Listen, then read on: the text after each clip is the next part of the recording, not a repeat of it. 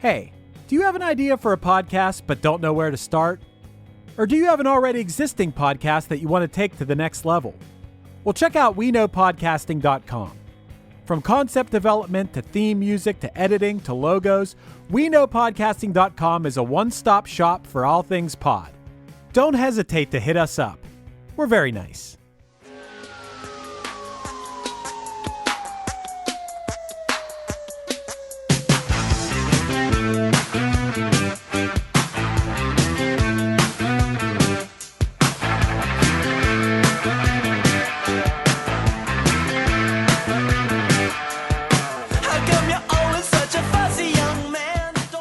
Matt, we are entering into the in 3D era of this is a big day. This is huge. And we were briefly talking about this before we hit record, but like theoretically, if this song didn't work out, this podcast wouldn't exist. Like this is the moment that kind of made this 40-year career possible. It's I as best I can tell, that's true. And I honestly don't even know where to begin with this. Well, because there's so much to discuss. So here's what we're going to do. I'm going to very quickly run down some facts about in 3D. Then we're going to invite our guest onto the show, and then we'll kind of talk about our experiences with this album before we dive into arguably one of the most important and famous songs by Weird Al. But in 3D, it was recorded between the months of October and December in 1983. It was his follow-up to his only modestly successful debut album. It caused a musical departure from that debut in which the arrangements of the parodies were now very close to the original, as we were talking about. And the accordion is no longer used in every song. It's only there if it's either deemed appropriate or comedically completely inappropriate. And it is notable for being the first of his albums to include a polka medley that appeared on pretty much every album after this, with like one or two exceptions. It was met with positive reviews, peaked at 17 on the Billboard charts for album sales. It was named one of the top 10 albums of the year by People magazine. Wow. And in 2011, Spin magazine even named it the 17th greatest comedy album of all time.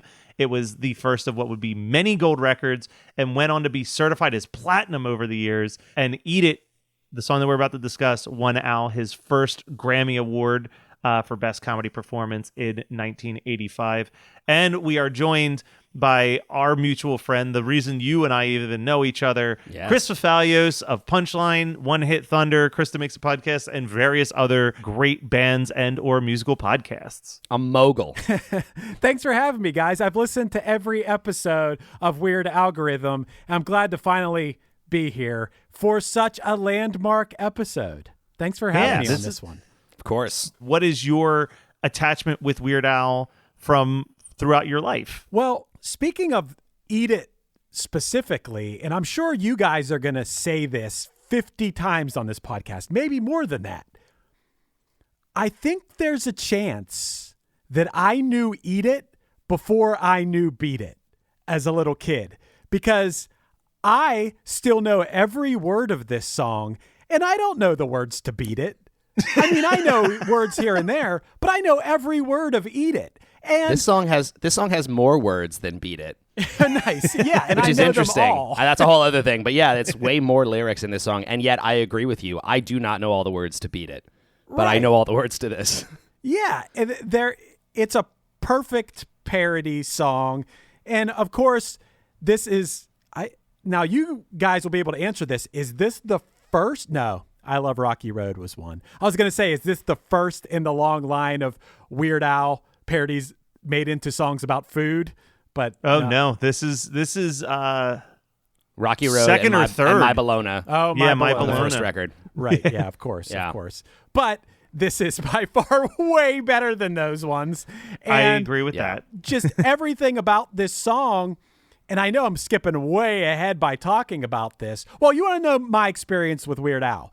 Yeah. Of course, just like probably most guests you're going to have, what I'm assuming both of you, I think I've heard you say this, Weird Al was one of the first things I can remember liking in music. I mean, any kid of the 80s or 90s is going to have a similar story. I would say at least half of them are going to have a similar story, to the point where I remember going to the library, the Monessen Library as a little kid, and you could check out records. And I remember checking out Weird Al records and listening to them at home. That's wild. You could check out vinyl at the library. Yeah. But this is some of my first.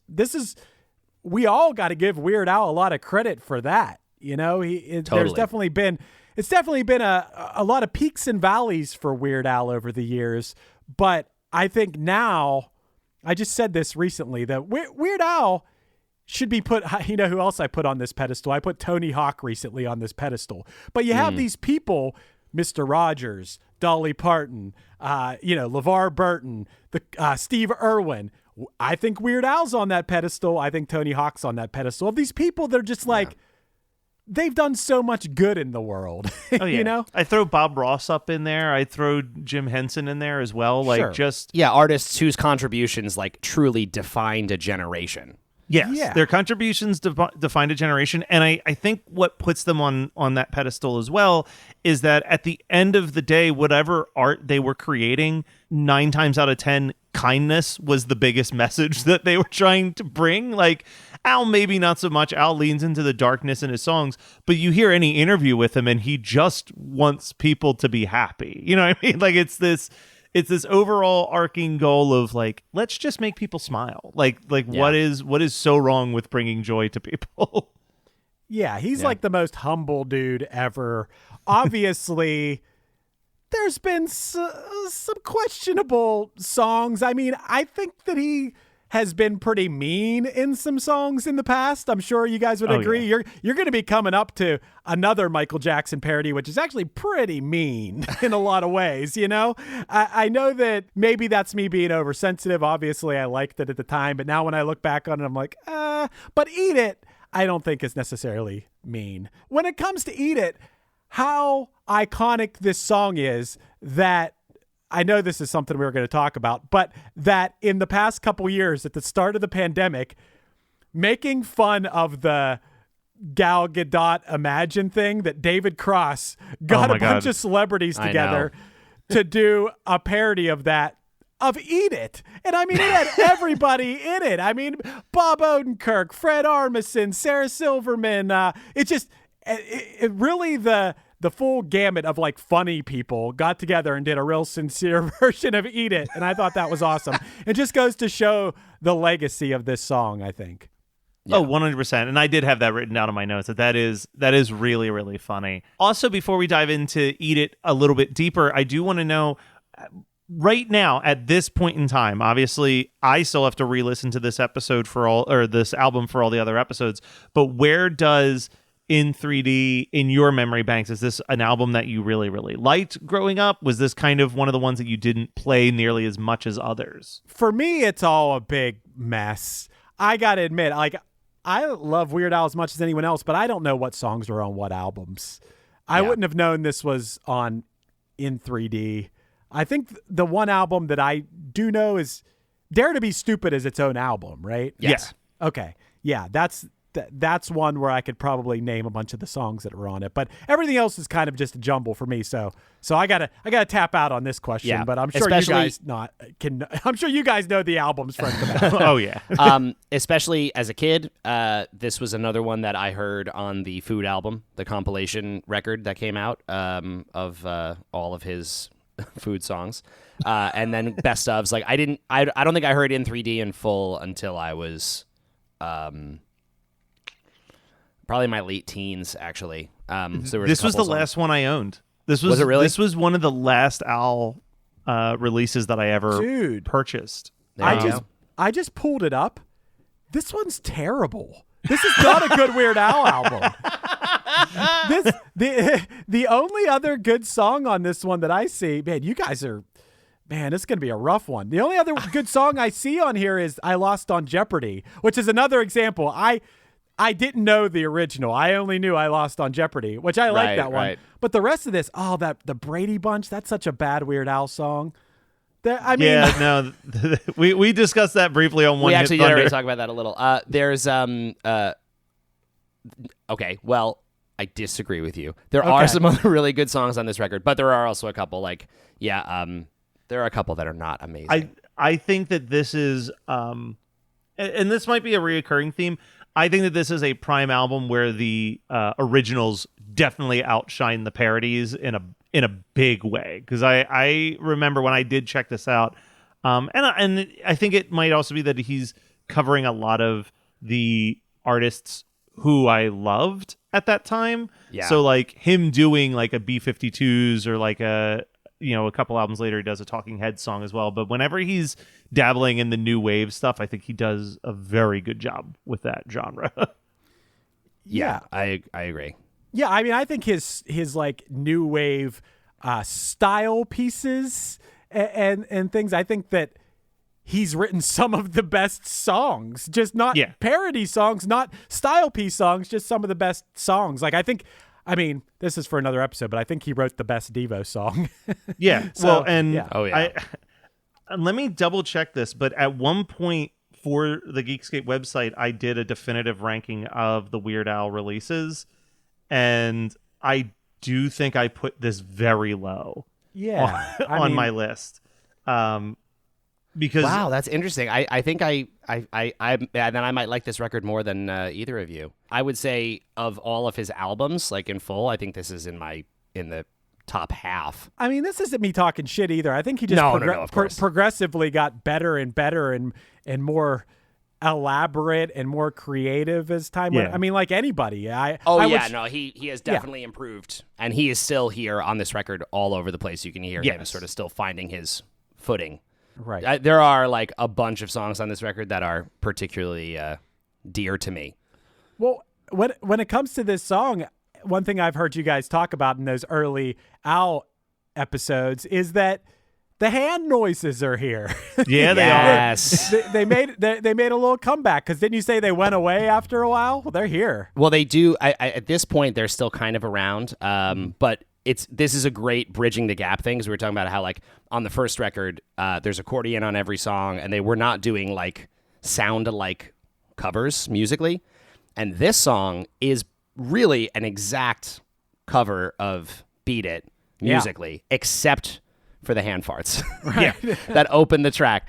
That is, it's like just it's a great cue at the top of the song that it is not the version you think it is. Right. Exactly. It's the only indication that it's not.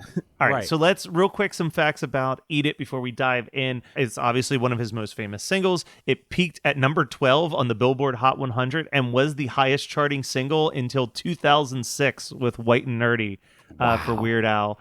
And it charted at number 1 in Australia, making it the only song that he ever had hit number 1 in any country. That's amazing. It was the last parody that was recorded for this album. It came together during a brainstorming session with his manager. He said they were just bouncing off ideas, and then suddenly they had written the whole song and didn't remember writing it. He was nervous to ask Michael Jackson for permission, because he pretty much thought that he would say no, but Michael Jackson ultimately thought it was a very funny idea and gave them permission. The only thing that's really different about the song is that it's set in a different key to match Al's singing, and that the Eddie Van Halen guitar solo is now played by Rick Derringer on the recorded album. Obviously, Jim West plays it when it's live. Until Smells Like Nirvana, this was his only top 40 hit. Wow. Can I point out two very important things that you left out there? Sure. You mentioned that it reached number 1 in Australia.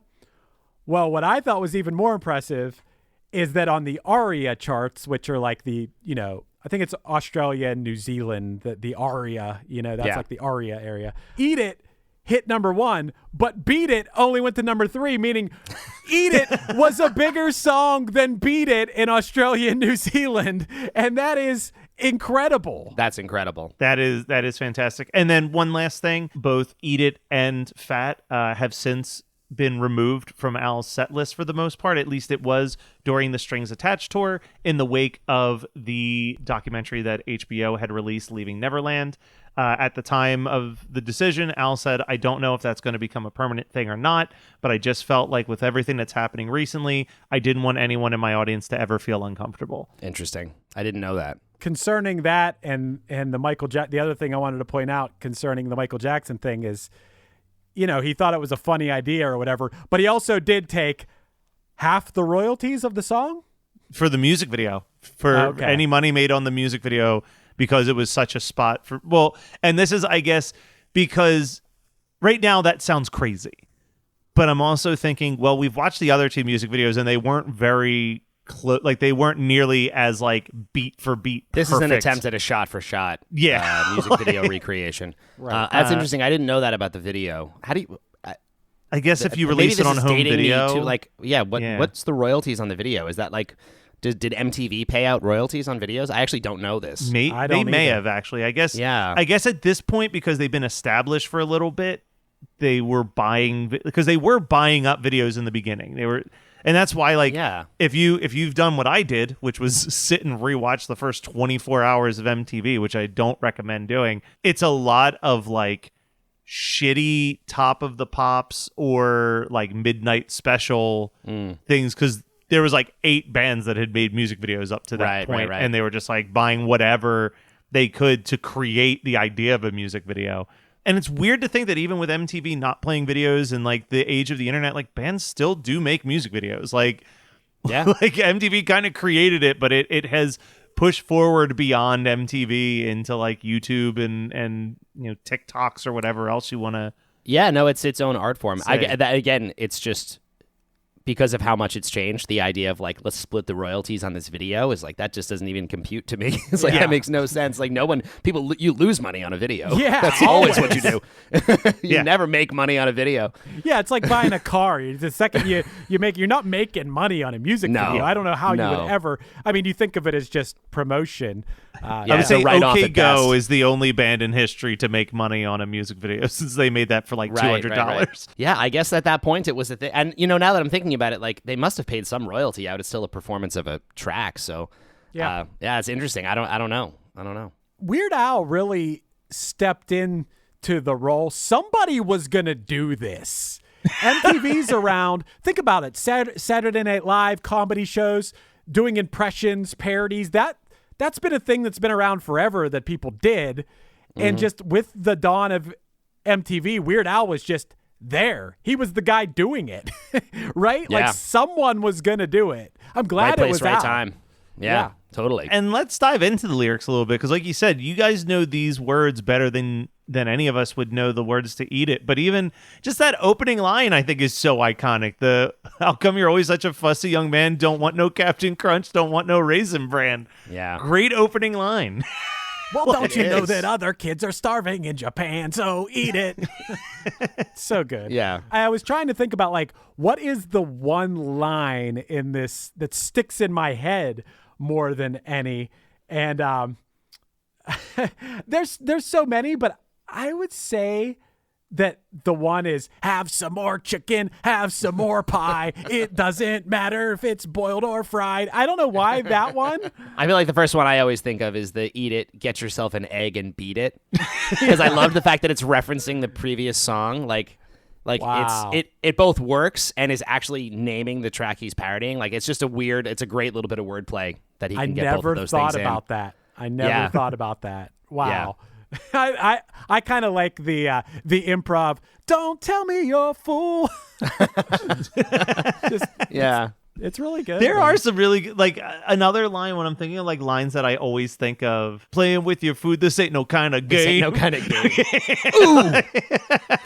I love the fact that like I actually went back and listened to Beat It last night. And those oohs are in the original too. But for whatever reason, like it's the same thing. But in Al's version, those oohs are so funny because they're the punctuations of those lines. Like in Michael's, I would never think like it's just like there in the song. It's a little production thing. But every one of his, like, this ain't no kind of game.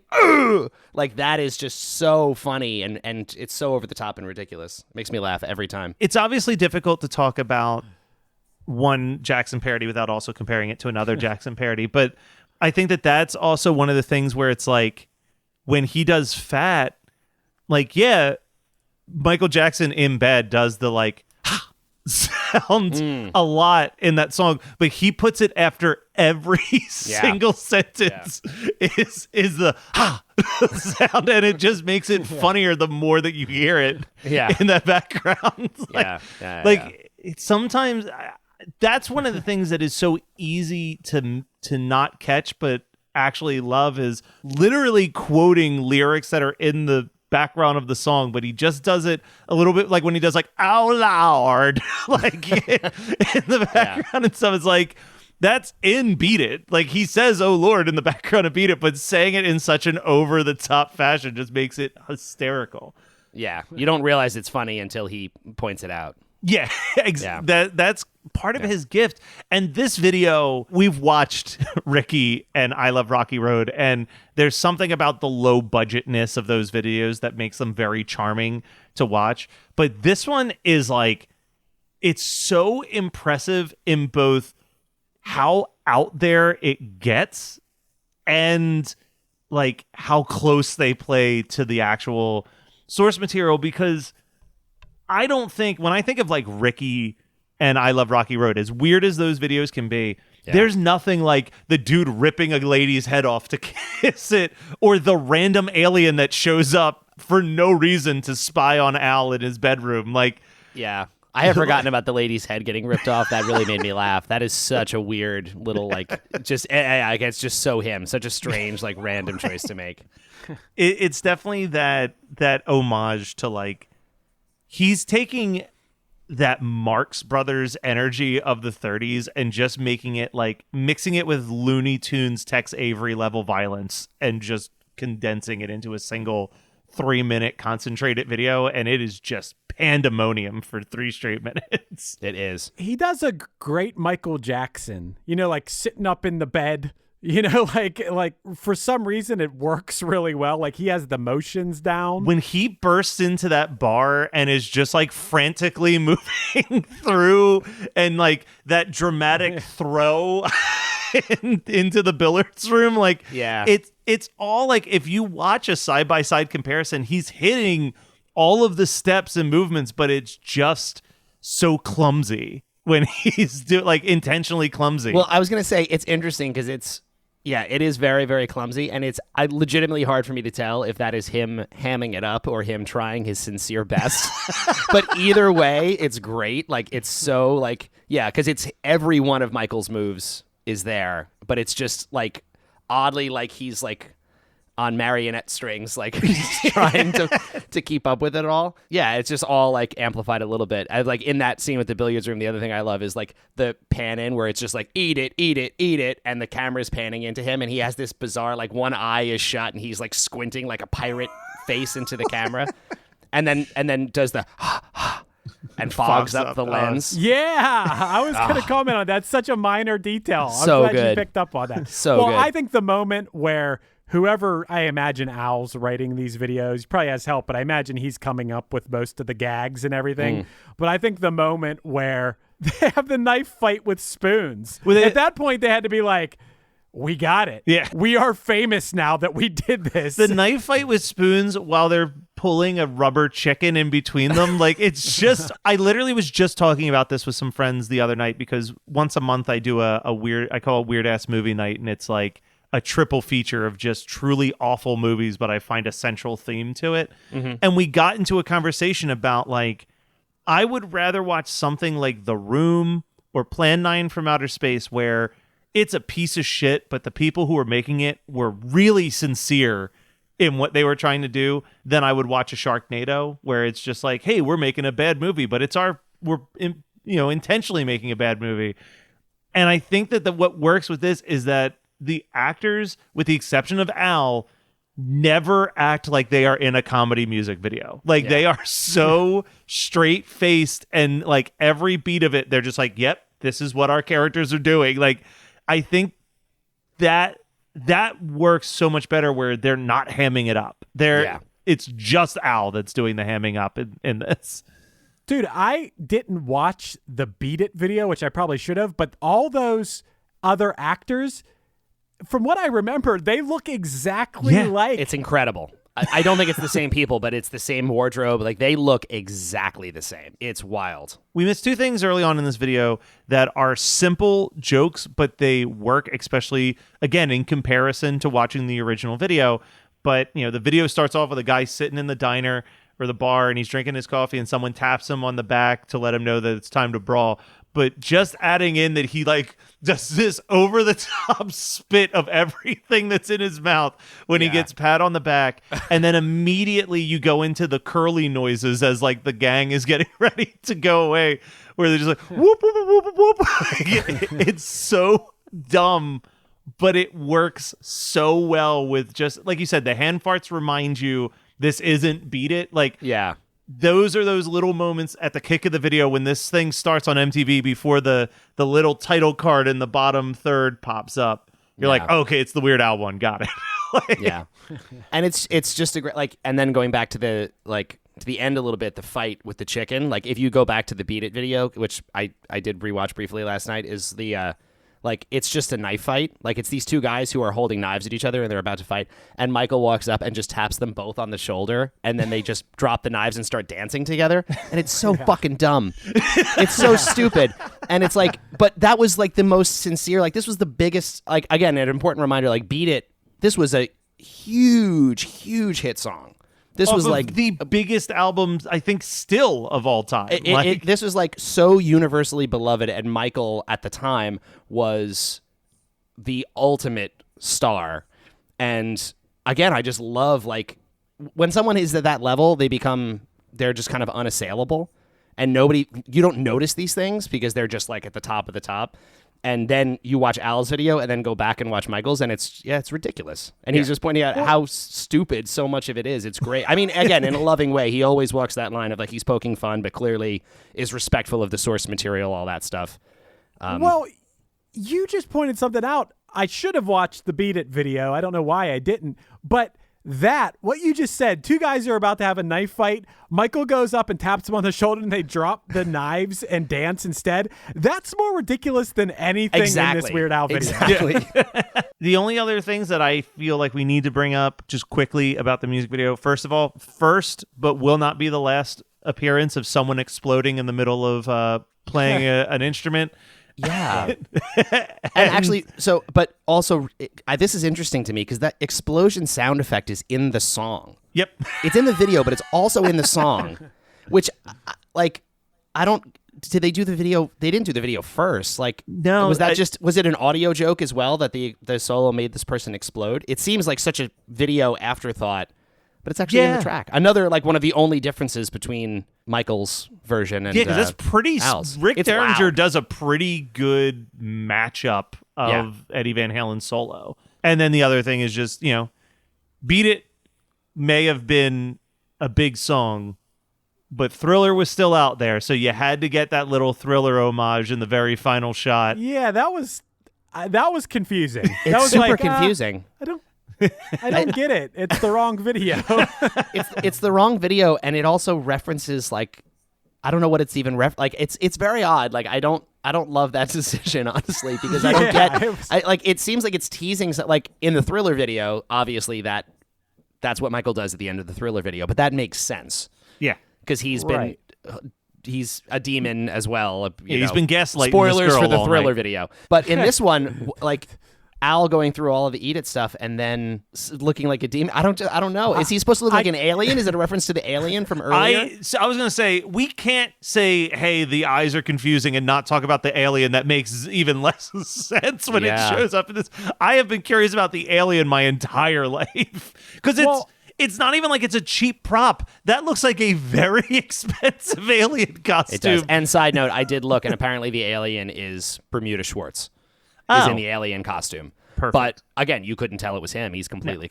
I don't know. Is Jay in this at all? Because obviously I didn't Jim see West. Steve J. I thought he might have been one of the back characters. Jim West is in there playing the guitar. Yeah, he blows up with the guitar. Solo. But I was totally looking. I looked for several seconds because it freezes on that last shot for a long time. Shot. Yeah, thanks a lot for spoiling the Thriller video for all of us. I'm sorry, guys. Put a warning before this episode that if you haven't seen Thriller, right, watch out. But I was looking at his eyes, being like, "What food is that?" Like those could have been eggs. That's those what could I have been thought like too. over easy eggs. Yeah, Hamburgers in his eyes or something. Like that would have made Sure. so much more sense. It's really weird. I don't know. Like Here's my theory.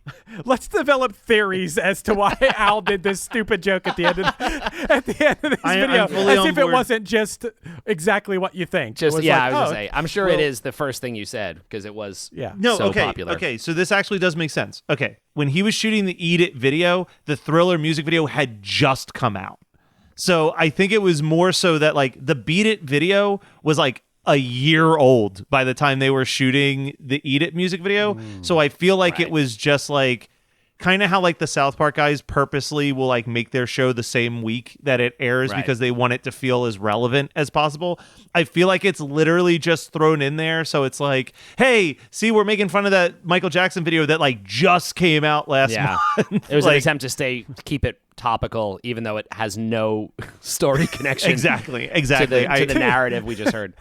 I thought an amazing conspiracy theory here would have been if Al did the end of the Eat It video like that, and then Michael Jackson ended the Thriller video because he saw the end of the Eat It video, and it was referencing back to Eat It. That would be a sick ass conspiracy. That would be theory. amazing. It is mind-blowing And heartbreaking. how many original scripts are written every year but are never made. So we seek out these scripts and bring them to life with full audio production and professional actors. Check us out at Undiscovered Scripts, Movies made of paper. wherever you get your podcasts. Free. All right, so let's talk about rankings real quick. And Chris, I'm gonna throw something to you as well. You're gonna be the first part in what will become a reoccurring theme with our guests. But first, let's start with Matt. Where are you ranking this amongst your Weird Al parodies thus far? I mean, I must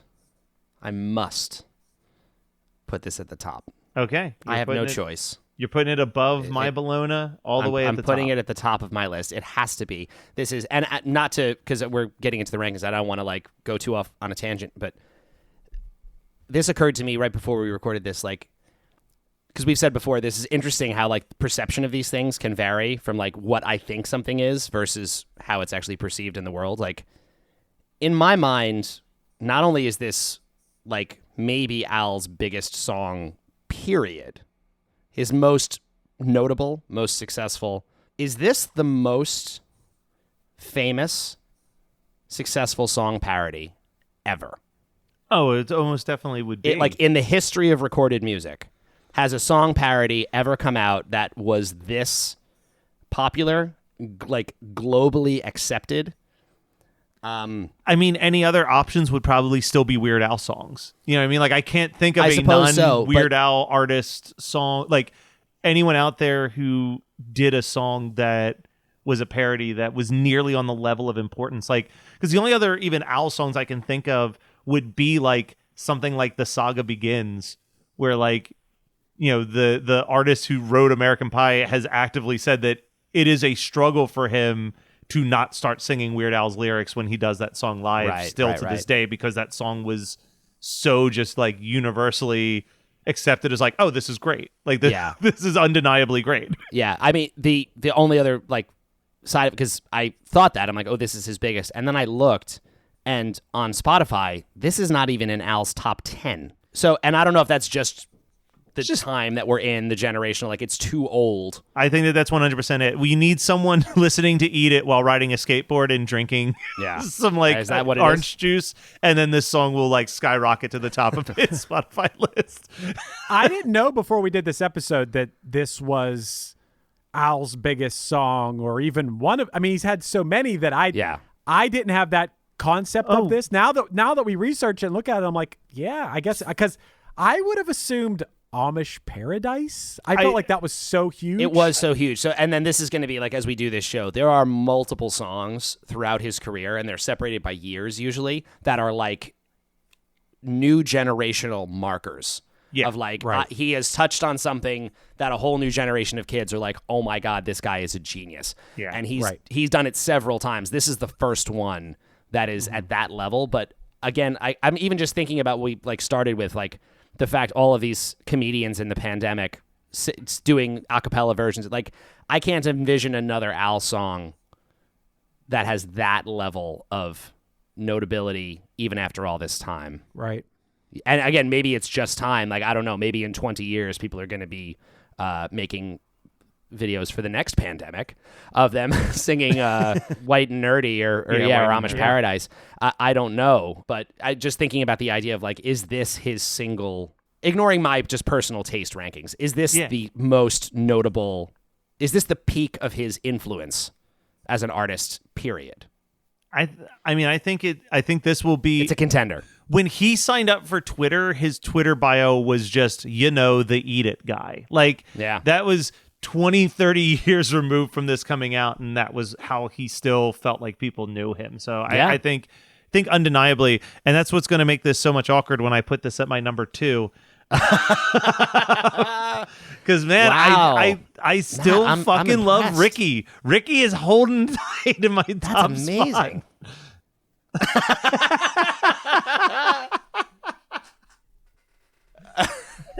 Get the hell out of here. I mean, I've been loving it, Chris, just because Matt's been terrible making opinion. these choices that are so different from mine. shouldn't be allowed to have a Weird I was Al worried early podcast. on it was going to be just we agreed on everything, and that's so boring. That is shock. I have to say, I'm shocked, Matt. That's amazing. I'm just basing it off of like what song am I outlandish. more likely to want to put on, and I fucking love Ricky. I love that parody so much. Wow. Matt would probably pick This Boy over I Want to Hold Your Hand, ranking early Beatles songs. Yeah, I got some bad takes. But I think you and I will agree on the music video rankings. Where are you putting this on the music video rankings? Yeah, I have to put this at the top as well. I agree on that. This is definitely the best of the 3 music videos. Yeah, we've it's watched. great. It's really funny. It's very impressive just on its own. Of like, clearly, again, he had some. And actually, it's interesting. Like, he obviously had the label must have really believed in this because they clearly put more money behind it, despite the fact that the first record didn't maybe underperformed. They must have heard this and been like, this is gonna be a thing. Like they really went into it. Yeah, and I'll say it again. We sort of touched on it earlier, but this is one of a handful of Al parodies that I legitimately think that I prefer to the original. Okay, there we go. And I agree would with listen that. to this song over Beat It 9 times out of 10. That is valid. Now, Chris, here's the thing I'm introducing, and I'm calling it the guest rankings category. And what happens here is, for now, you've got a pretty easy task. It's between Eat It or It's Still Billy Joel to Me, which we did last week with Dustin from $2 Late Fee. And based on the look on your face, it's just Eat It, basically. So where would you rank this? Is Eat It better than It's Still Billy Joel to Me, the unreleased B-side off of his self-titled album? Well, that was a tough choice, but I'm going to have to go with Eat It. All right, so we'll put that at number 1. Now, here's the thing I'm introducing. Not only will all future guests get to put something in their ranking, in the rankings, but I will read them the guest rankings, and they are allowed to make one adjustment as they see fit if they think that a previous guest just made a Matt Kelly-like play. And it's like, no, that's boneheaded. I would like to take that from slot 3 back to up to slot 1 or whatever. Hostile takeover. Yeah, they can do that. So the last guest ever on this show will be the person who has the final definitive say of, and that could be you, Chris. We could watch Eat It get pushed so far down, and then you roll in on the final episode and say, "I'm bumping it all the way to the top, baby." White elephant rankings. Yes, exactly. Yeah, there you go. Exactly. I like that. It's a little strange and a little weird, so it feels absolutely appropriate for this podcast. Yeah. At the time that we're recording this, we did release a bonus episode where Matt told us all about his experience seeing Al live, and someone sent us an email about that. Oh, really? Yeah. We have like a mailbag segment now. Yeah, kind of. I Read want our to mail. So Love this is that. from Russell. And Russell said, "Hey, after listening to the special episode you released today, it got me wondering if and when Al calls it quits for touring, could you see him taking up a Vegas residency?" And then he also said, "I've only been to one of his shows, and going into it, I had no idea he did costume changes like Cher. He definitely has a catalog to support the residency as well. If there's any typos, this was sent from a device with a very tiny keyboard, Russ.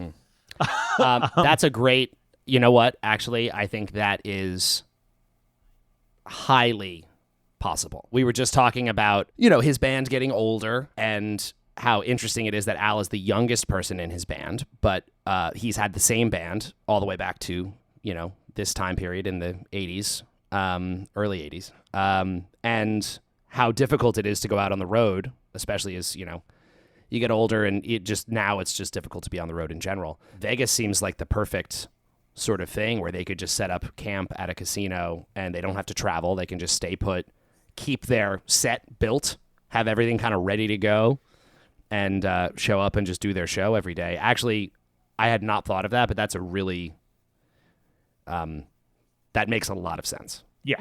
No, I think Russ killed it with that. I think you nailed it, Russ. I who knows? Chris, do you have any opinion on this? Yes or no to the Weird Al Vegas residency? I think it makes sense, but also I don't think Vegas is a very Weird Al place. If that makes sense, I don't know. I mean, I've never been, but I mean, I could see like taking in a Penn and Teller magic show, going to some Circus Olay, and then bouncing over to a Weird Al set. If Carrot Top can have a residency in Vegas for this long, Weird Al would absolutely become, so filthy rich by doing that. That if that's something he's interested in, I'm sure he would do well. He would be a real change from the norm of the shows there, but I think that could potentially really work in his favor. Yeah. It also might generate, from what I've heard, audiences that would not be his favorite. Right. I can't imagine Al being stoked to play for like a bachelorette party. I think that would be pretty unwelcome. Because I feel like that would be the biggest thing to get me to Vegas, right? Like I've never been to Vegas. It doesn't seem like a city I would necessarily love, but I'd go for a Weird Al show. Yeah. Vegas is a weird city. I mean, to use the word, it is a weird place. I guess all types of people are there, but once again, I think Weird Al's going around and playing, and you have all the people like us in every city going to see him, people that are kind of, nerds about certain things, be it music or culture or whatever. But like you said, I think that's a pretty good point. Who's going to go see Al? A bunch of coked up bachelors? I think that might not be his crowd is what I'm getting at. But what do I know? Yeah, no, you might be right. I'm the idea of him trying to do his show and people just screaming for him to play. Eat it. Play Eat It. Play Confessions. Hey, Part by 3. the way, one thing I want to leave you guys with I Googled lyrics to Eat It, and unfortunately, the Weird Al Eat It is not what comes up for that anymore. Oh no. What comes up? If you Google just Eat It lyrics, it's actually the Megan Thee Stallion, which you can only imagine. You can only imagine what this Eat It is about. Chris, so I'm so glad you brought that up because I forgot that was a recent joke where that song came out and Al posted on Twitter. He's like, I can't remember what he said, but basically it was like, oh, wow, she really made some changes to my song. That's amazing.